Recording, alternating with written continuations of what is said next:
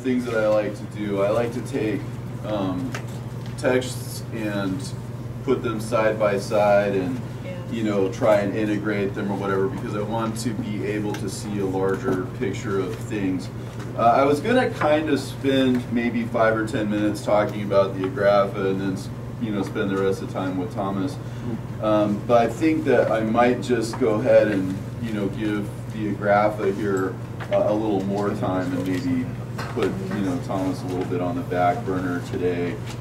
So first of all, I just want to make sure, I think everybody has one of these, but this is these are CDs that you can listen to like in your car or whatever. If somebody doesn't have those, we'll put them on the table in the back. And yeah, if you do have one, like I said, I'll bring some more probably next week if I'm able to make it, just to make sure that everybody has those things on hand.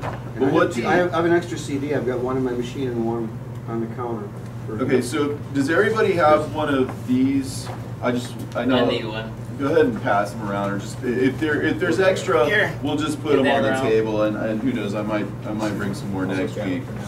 If you'll open this, actually, first of all, let me point out that I've included a DVD in the back for anybody who wants to actually follow along visually. I've made 2 versions. The 2 versions that I've made are readable version.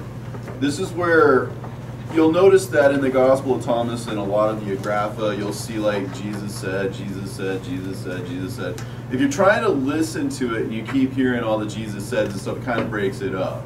So in a readable version, what I've done is I've whittled that down to the bare minimum. Like you'll see a Jesus said when the person speaking or whatever changes or whatever to him, where it's necessary. Yeah.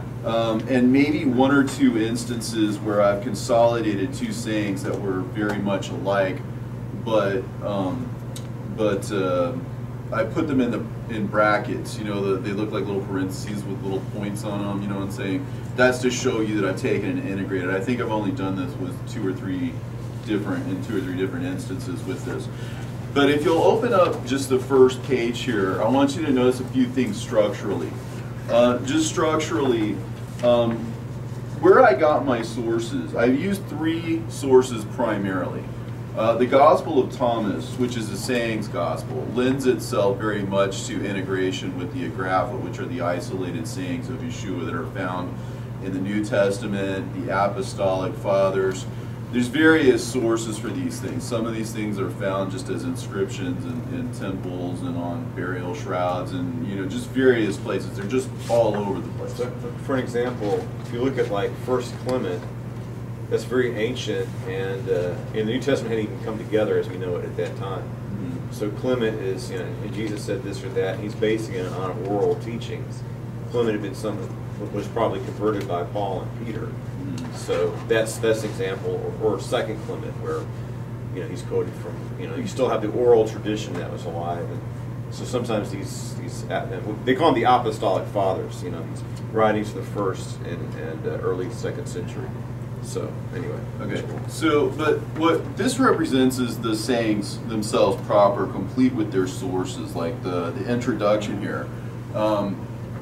What I did was I went online and I bought books. I went pretty much to the ends of the earth as far as possible to find these sayings in various collections, to try to get as many of these as I possibly could. And then what I did was I ordered them thematically and to a certain extent chronologically, so that they would basically form a sensible document. And I think if you listen to it, those of you who have listened to it, I think you'll notice that there is substantial agreement, just how one saying seems to flow into another, flow into another, flow into another. When you read the sources here, this just underscores the diverse nature of these sources. Like you'll see that the first one's the preaching of Peter, the next one is the Clementine homilies, third one is Epiphanius, the 4th one is the Gospel of Thomas, the 5th one is Justin's Apology, Epistle of Abgar, etc., all the way down the line. So by the way, Clement's mentioned in Philippians 4 verse 3, right? So this is something we know. Yeah, in he the Bible. is mentioned. Yeah, and so I just want to underscore the fact that if you have such a substantial agreement between sources from this age and this hand and this time and this place, you know, just the idea that all of these things come together and form something coherent and cohesive if you give it the time and the effort to actually order them. You know, the fact that they're in substantial agreement with one another, and not only that, but if you listen to it, this is some of the deepest, most profound stuff that you'll read anywhere. And it's funny to think that these are just little bits and pieces scattered throughout different sources, and you know what I'm saying, it's just the way that we as a group, Christians as a group, have kind of neglected these things. I don't want to say that it's shameful. I just think that it's sad, because these kinds of things I think should be celebrated. The commonality, the unity of spirit, the unity of thought. You'll find that they don't disagree with one another. You'll find that they don't contradict one another. As you're reading from one into the next, into the next, into the next, you're going to notice just how it seems like it's forming an actual document. Like it's something maybe a little bit akin to the Sermon on the Mount or something like that, the way that it plays out. And so I went to a lot of trouble to make sure that I was able to integrate them and read them in a readable form, as well as to keep them separate in terms of their full the full sense of them, along with their sources, so that you can actually go and research it yourself if you want to. Also, just the idea that that such a thing almost seems miraculous. It almost seems divine. It is such a simple idea. Most of the really great truths are simple truths. They're just simple, obvious, in your face. And I made sure that what I did was I pretty much just copied and pasted. You'll see some of these things say thee and thou and thine or whatever, and some of them say you and yours and whatever, because I didn't want to play around with the text too much. I wanted it to be obvious that what I was doing was taken from source A and putting it there, source B and putting it there, so that you would have a sense that this isn't just something I tried to force, tried to shoehorn. You know what I'm saying? I tried to leave them as intact as possible. There were places where I maybe tried to fill in a lacuna or something like that, you know, but you'll see they're in brackets, and you know, you can understand. So yeah, a lacuna is like when there's a hole in the text. Right. But you know, scholars think they can reconstruct what was by the context and maybe other similar. The DVD that you have should play in just about any DVD player. Maybe if you have like one of the really old original DVD players, they may not play. But most of the DVD players now, they'll play different formats like MP4s and MP3s and stuff like that. So I put these in MP4 format so that you can actually just, you know, watch them on your TV or something.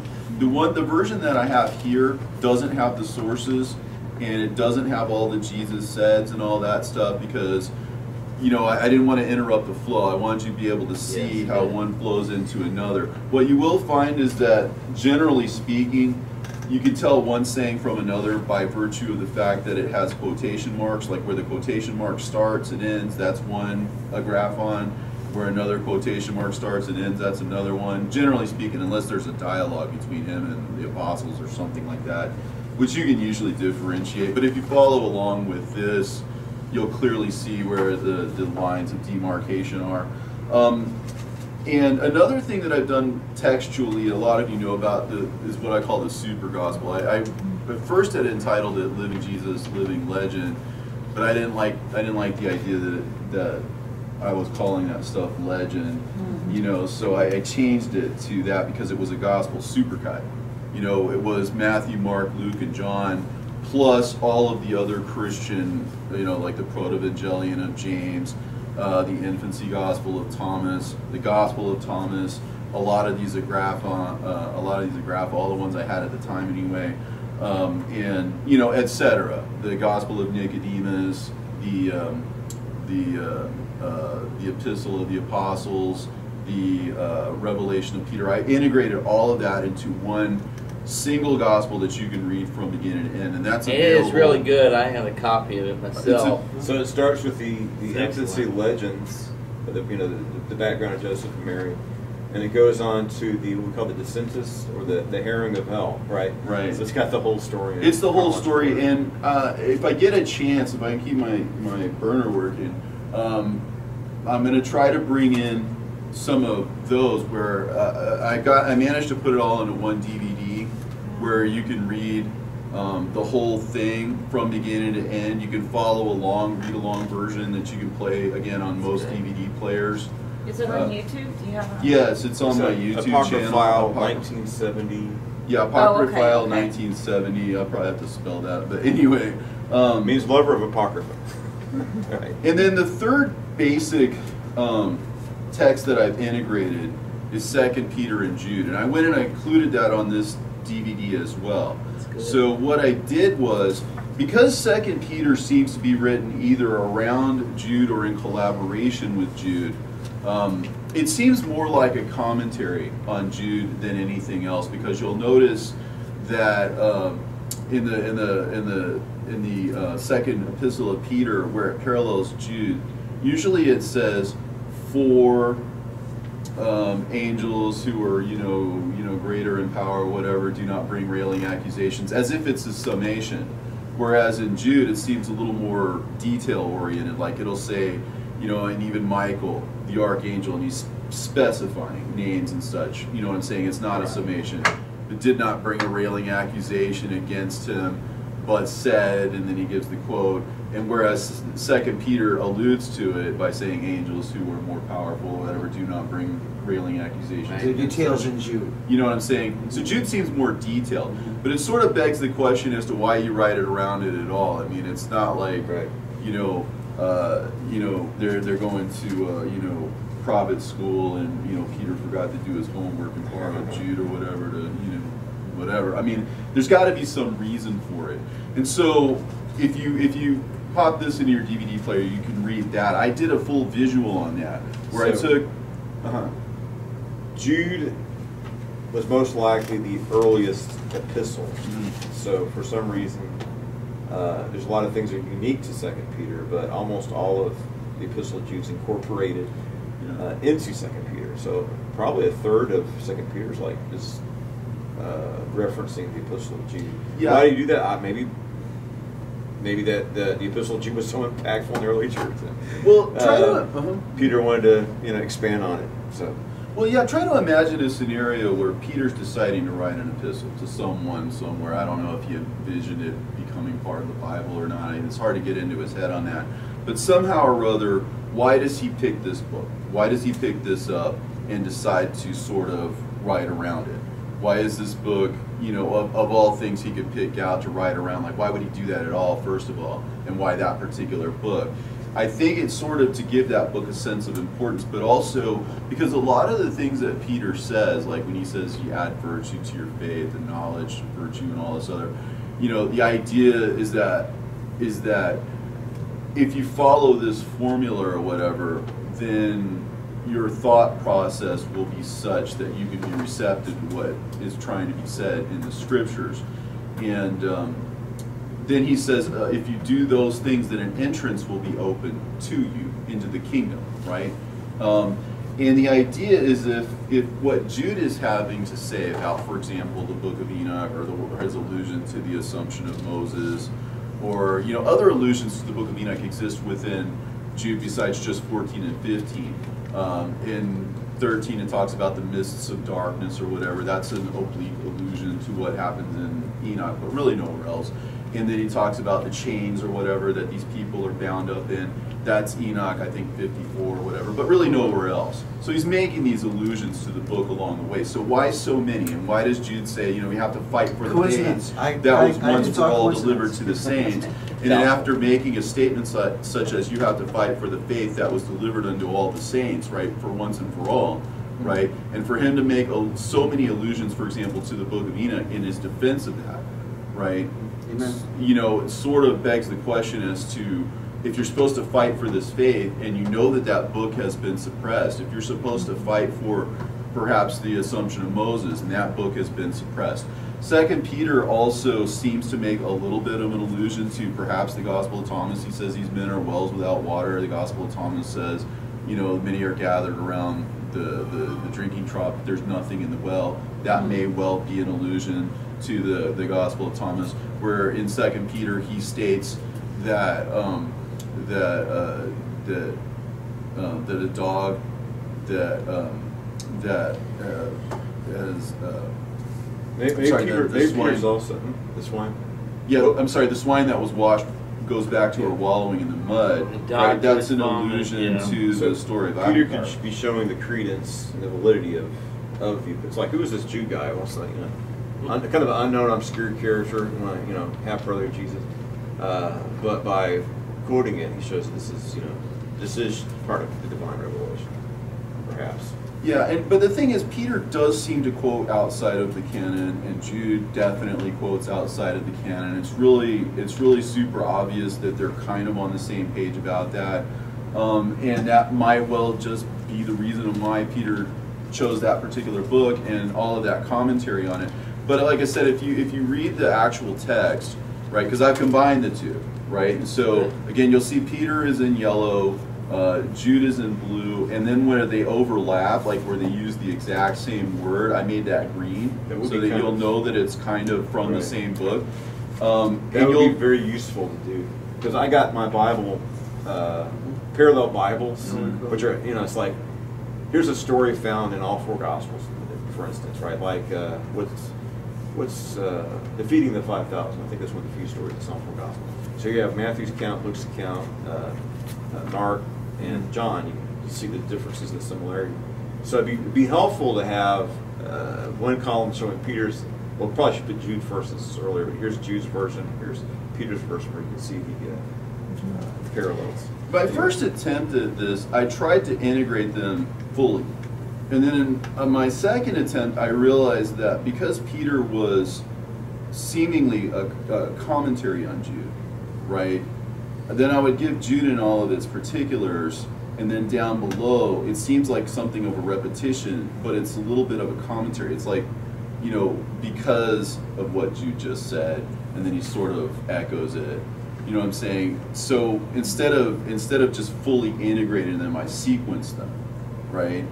And so you'll find that the sequencing here, or whatever, it makes an interesting read in and of itself, but.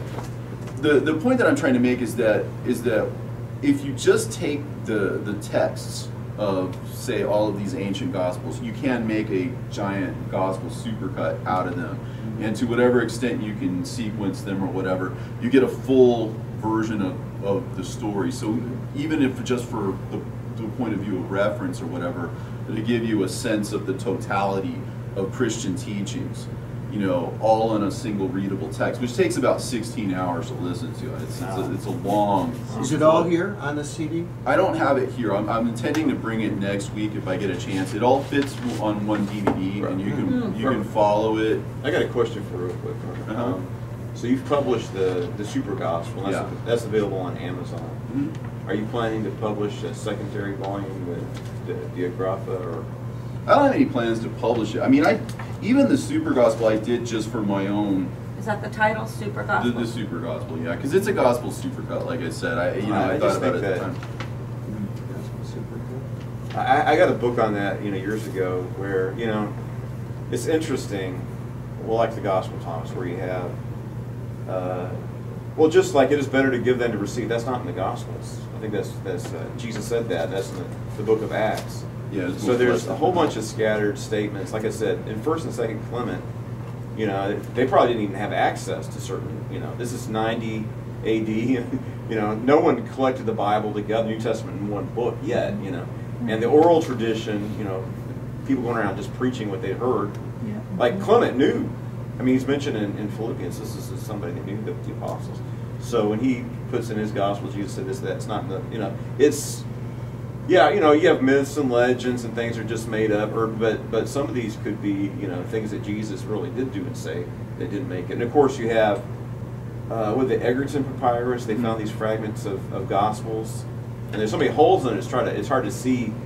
It's a lost gospel. We only have 5 or 6 pages of it, and it's like John himself said, there are many things that Jesus said that I couldn't include in my book. So I don't know, we got to judge it. I mean, some things seem preposterous, and this probably isn't true, but I think it's interesting, at least, so for somebody to collect that information, make it accessible, so someone can read it and then make their own determination. We're staying clear as the time goes short. Yeah, well, especially First and Second Clement, where both of those books are written around 80 to 90. But anyway, all the things that I was saying, though, just seem like really super obvious things to do if you were just to study them. But what keeps you from thinking in those ways, like, when John the Baptist says make his ways straight, the idea is straightforward thinking, or to not have this sort of convoluted logic.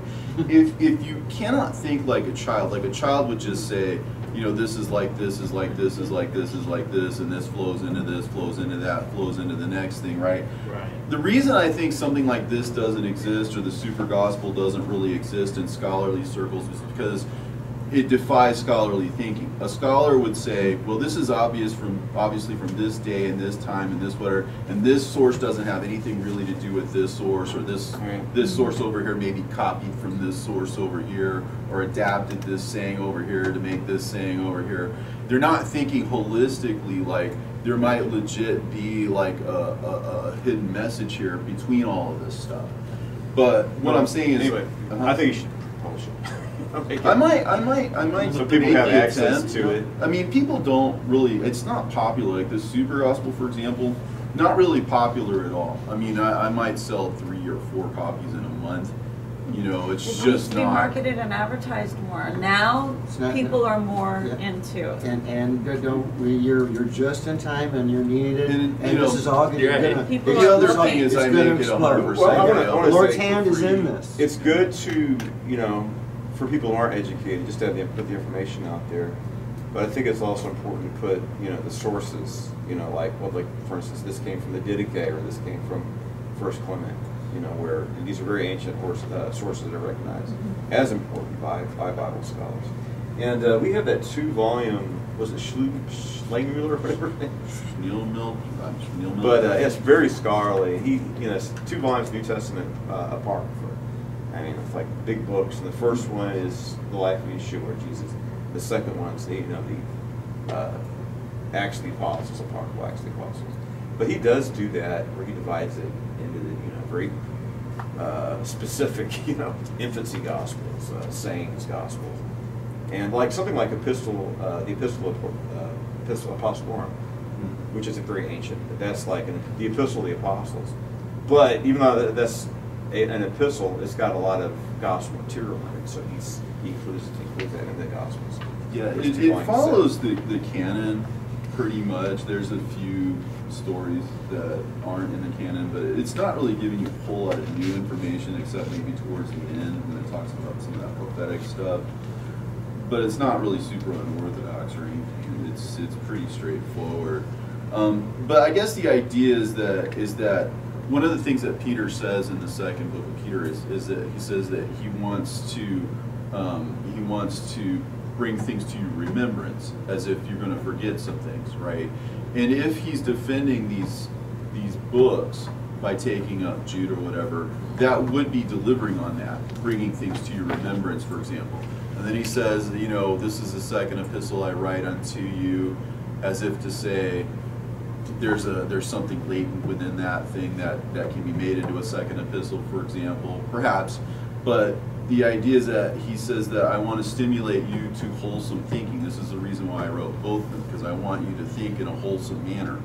And so what I'm suggesting is just, because this is an other way of thinking, this is an inside-out way of thinking rather than an outside-in, rather than taking some scholar's word for it or some theologian's word for it or some preacher's word for it. You can see it with your own eyes what these connections are. And I just feel like if these were really diverse, divergent sources, and they were squirrely and all over the place or whatever, you wouldn't see this coherence. You wouldn't see, I think, the spirit that's behind it. And that's what this is really to underscore. And in the Super Gospel too, I put the sources there. So that's available online, and like I said, I'm going to bring some DVDs hopefully next week. You know, but I guess I wanted you guys to chew on this for a week or so before you got into anything else. Don't really have time to go into Thomas today. I kind of thought I could maybe go very into nice 2 or work 3 here. verses or Your whatever. work is always But I very wanted think to it's make important sure. to do I think it's good to do an introduction to this and let people out there know it's available. Yeah, I want everybody to have this. I want everybody. I That's want to why you make should- it easy and that's why you should accessible publish it. to everyone, because it's sort of a proof in and of itself that there's some kind of divine mind behind all of this. That there's something a lot bigger than what the scholars are saying, or the theologians are saying, or even the preachers are saying. Not to minimize or to negate, but it's kind of a different, whole other way of thinking. And to have it so manifestly before your eyes that so many different divergent sources can all be in substantial agreement with one another is really no different from seeing that Matthew, Mark, Luke, and John, are in substantial agreement with one another. And just like you have synoptical Gospels, you have synoptic epistles. In fact, that's what I called 2 Peter and Jude. I call them the synoptic epistles, right? Because they seem to be in agreement. So what happens when you integrate them? These are just simple structural things that honestly anyone could replicate to a very large degree. If somebody sat down to write another super gospel, it would probably look very much like the one I did. If somebody sat down to integrate 2 Peter and Jude, it would probably look very much like what I did. If somebody tried to sit down and put the Agrapha together with the Gospel of Thomas, with the Lost Gospel of the Savior, which is the third primary source that I've used in here, they would probably come up with something very similar to what I've come up with. You know what I'm saying? So there's a certain objective nature to it, and like I keep going on about, this argument, if you will, is literary in nature. It has to do with what the words themselves say, and they go where the words themselves want to go. You see what I'm saying? When you put the words where the words want to go, then you arrive at something much larger than, you know what I'm saying? And it's not forced. You'll notice that as you go from one to the next, you'll see the connections there, and I'm just asking people to ask themselves, why is that possible? If this is all weird, goofy, off-the-wall stuff, it should be all over the place. Right. And it very much is not all over the place. It's very much an integral, linear, that's like making the ways straight, so to speak. It's like, then what do you say to those people that are like, you know what, the powers that be, quote unquote, like King James, he wasn't a good guy, and he had his people translate it the way he wanted it translated. We have the scrolls, we have all the... And that... I don't think... Well, I mean, King James wasn't a super duper upright person in a lot of regards. He did write a book on demons, by the way, not just the King James Bible. He translated the book of Psalms himself from the Hebrew. But I don't he's bisexual and he's corrupt. Yeah, I mean, he might have been looking for some kind of redemption or something in all of this. I'm not sure quite what his motives were. So how far back do you go where you could say, okay, I know that this is the true word of God. As the Dead Sea Scrolls. I think there's always going to be a little bit of murkiness there because there are so many sources. One of the things about it is that with the King James Version, what you'll have a lot of what's called the Textus Receptus, which is a lot of sayings and stuff that you don't find, for example, in the the Alexandrian texts. Right. You know what I'm saying? So it's fuller and more complete.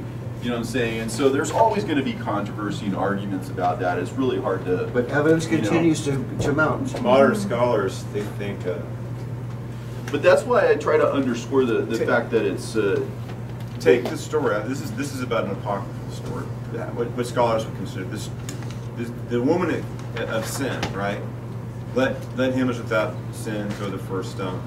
That story, that resonates with people. Very powerful story of Jesus. But what had happened is scholars don't believe that was originally part of the Gospel of John. That was an account, a story that's just floating out there. And in some ancient texts, it's actually found in Luke. In some, it's John doesn't have it, and it's found in John. I think that what had happened is this might have been an independent story. It might have been from Papias's discourses on the oracles of our Lord. And I think what happened is the church wanted to canonize it, but it'd be kind of weird to have one little story by itself. So it was stuck into. So nowadays you could argue, you know, based on their new textual criticism, you could argue that the story of the woman, you know, he was found since the stone. You could say that's apocryphal. And some Bibles have done that. They put it, you know, in the footnote in italics in small print, saying this isn't part of the original. But on the other hand, that doesn't mean it's not true, right? This could have been an incident that really happened that just wasn't recorded by the four evangelists. But like the Textus Receptus, that's the traditional Bible that was accepted. But now what scholars have done is they found like Codex Sinaiticus, Codex Alec, these are the oldest texts we have. Oh, this gospel, Codex Sinaiticus, this is from the year 325, Constantine commissioned. It's an important ancient text. I got to see it when I was on my little Oxford study tour. But then it's like, look, the church decided to canonize Textus Receptus, you know. And the Latin Vulgate represents the King James Bible tradition. Even the Aramaic Peshitta is pretty much just the same Bible. But now modern translations are taking out certain stories, like the account of the resurrection of the Gospel of Mark. That's also considered that. But that's in the King James Bible. What had happened, by the way, a lot of the King James New Testament is a revision of William Tyndale's Bible. And who was burned for it. Right. He was a great scholar, and now let's steal it. It's sad. He mastered Greek, he mastered Hebrew, and the way he had with words is amazing. He's an amazing translator. And he was halfway through the Old Testament, and you know, some idiot, you know, they captured, they burned him at the stake. And I was thinking about it. It's kind of amazing where he came up with this. I have a translation that I recommend getting. I need to read it myself. He put some commentary in there. He's a very powerful theologian and preacher too. His introduction to the New Testament, his commentary on introducing each epistle, it's very powerful. So you have these small New Testaments that are printed. He's smuggling. This is like what's going on in the 90s in China or in the Middle East. They were smuggling the Tyndale Bible into England, and they would be confiscated as contraband and burned. And eventually they killed him and executed him at the stake. Those who burn books will then burn very people. Godly person, great scholar, great translator. And so, by the way, what had happened is King James. I mean, I'm not saying he's a totally terrible person, but he's obviously bisexual. I think there's evidence for that. But what had happened? I mean, we need to close up. I think this is an important point on this. Is there was, you know, you had this big religious controversy in England. It was a Catholic nation, and then you had this Protestant movement. Henry VIII wanted a divorce, so it becomes Protestant. And then, you know, Henry VIII isn't really. I mean, Martin Luther. This guy is, you know, he had his flaws too, but Martin Luther is a believer, right? He's trying to be used of God. He wants to go where he thinks the Lord's moving him. Henry VIII doesn't care about that. He just wants a divorce. He doesn't want the Pope telling him what to do. But once he becomes Protestant, you know, you have the whole country gets, you know, freedom to move away from Rome, and so you have these conflicts that remain for a long time. Where you have the Church of England, where they want to be as Catholic as possible, but not under the authority of the Pope, and then you have Puritans and Evangelicals and Anabaptists. Let's just go the whole way. Let's go back to the Bible. Circular firing squad. So, and there's a lot of, I mean, these people, some of the things they did, I just can't believe how savage people were. Bloody Mary, actually, Elizabeth and Henry VIII were probably as bad as Bloody Mary. And I'm not saying Bloody Mary did what, I mean, she called Bloody Mary for a purpose. It's like, we're going to go back Catholic like it or not, and put people to death. And I think there's a reaction against that. By doing this draconian persecution, she just, you know, people are done with Catholicism became. So anyway, when King Henry VIII, so what happens is Elizabeth dies. She's the Virgin Queen. She didn't produce an heir, and he's a cousin, but he's descended from, I guess, Mary Queen of Scots, right? That's his mother. So, but he's Protestant, so he comes down to England. And you know, he's probably in the line of Henry VIII. You know, I'm the divine right of king, and I'm going to be the head of the church to this day. And this is really bad for the Church of England because King Charles now, this guy's a total whack job. He was trying to. I want to incorporate. He's in the depopulation crowd. I want to incorporate, the Epstein Island crowd. Dude, this the is globalist crowd. I want to. That's why the Queen had to be eliminated. She wouldn't have gone for globalism. She's She a weird- just wouldn't die Right. quick enough. So she had her issues too, but I think she's more respectable in the Christian tradition than he They is. couldn't have. They couldn't have gone And as- globalist without the Queen. The Queen was. Her death was hurried up. Just like I wonder about Justice Scalia. Scalia, absolutely. Yeah, on the Just a big pillow. They didn't even bother moving the pillow from his head. They just left Yeah. it there. You know? No, you got a bunch of dead people going back to the JFK assassination and more, and Patton. So, anyway, let's get to the King James Bible. So, and I'm going to close this time for the worship, but I think this is important. So, what had happened is they had a council. He's not interested in real reform, right? So, but what had happened is the Geneva Bible, we don't even use it too much. That was a popular version. Is translated by Calvinist refugees, and that's why I call it Geneva. They fled into Geneva, which was a Calvinist city-state, and they translated the Geneva Bible, which is a study Bible. It's a study Bible, but it's got this Calvinist perspective on it, and it's also anti-monarchical, right? It's like, and he didn't like that. He didn't like the criticism of the divine right of kings in the notes, the study Bible. So what he did, and God can use. Look at in the Bible, King Cyrus. He was a Zoroastrian. He wasn't Israelite or Jewish, but God said, he's my Messiah. I mean, this guy's not even he says he doesn't know what I'm doing. I'm using him for my purpose to restore. This man is going to restore the nation of Israel and rebuild the temple. But he doesn't even believe in it. He doesn't understand who the God of Abraham, Isaac, and Jacob is. I'm gonna use him anyway. That's what it says in the book of Isaiah. So King James becomes king, and he goes, you know what we need? I want a Bible without notes. No commentary. Listen to these text. notes. Just the text of the Bible. So it's like, what I want is a translation of the Bible with no study. And then the translators came in and said, we want to cross references, and then sometimes the Hebrew, the Aramaic, and the Greek, it's got more nuances. You can't translate with one English words. So we need, in certain places, we need, the Hebrew and Aramaic could be understood this way. So he did that, or authorized it. He didn't directly translate it himself.